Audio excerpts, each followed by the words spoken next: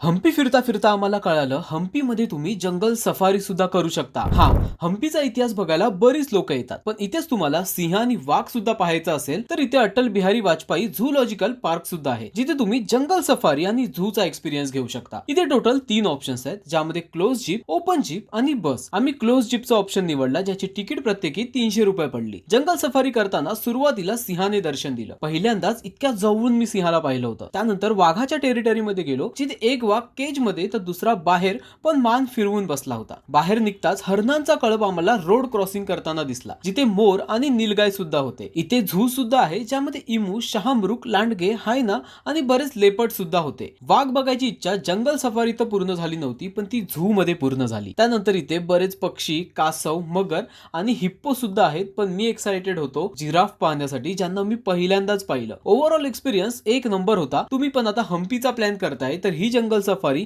त्या लिस्ट मध्ये ऍड करू शकता।